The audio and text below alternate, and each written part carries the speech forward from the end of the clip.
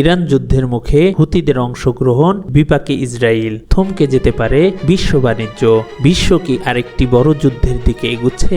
Iran Israel উত্তেজনা নতুন মোড় নিয়েছে, আর এই যুদ্ধে যদি হুতি বিদ্রোহীরা সরাসরি জড়িয়ে পড়ে তাহলে বন্ধ হয়ে যেতে পারে বিশ্বের অন্যতম গুরুত্বপূর্ণ বাণিজ্য পথ।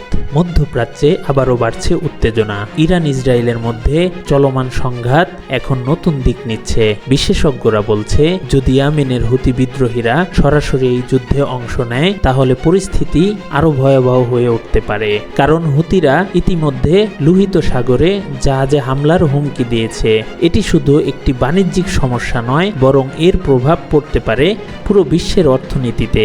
লোহিত সাগর হচ্ছে এমন একটি গুরুত্বপূর্ণ রুট যেখান দিয়ে ইউরোপ ও এশিয়ার মধ্যে বিপুল পরিমাণ পণ্য পরিবহন হয়। যদি এই পথে জাহাজ চলাচল বন্ধ হয়ে যায় তাহলে বিশ্ব বাণিজ্যে বড় ধরনের ধাক্কা লাগবে। পণ্য পরিবহনে খরচ বাড়বে, বিলম্ব হবে সরবরাহে, এবং এর সরাসরি প্রভাব পড়বে সাধারণ মানুষের জীবনে। বিশেষ করে তেল, গ্যাস ও সরবরাহেও তৈরি হতে পারে বড় সংকট। এদিকে ইসরায়েলও সতর্ক অবস্থানে রয়েছে। তারা বলেছে যে কোনো হুমকির জবাব কঠোরভাবে দেওয়া হবে। অন্যদিকে ইরান সরাসরি জড়িত না থাকলেও তাদের মিত্রদের মধ্যে চাপ সৃষ্টি করতে পারে এমন বলে অভিযোগ রয়েছে।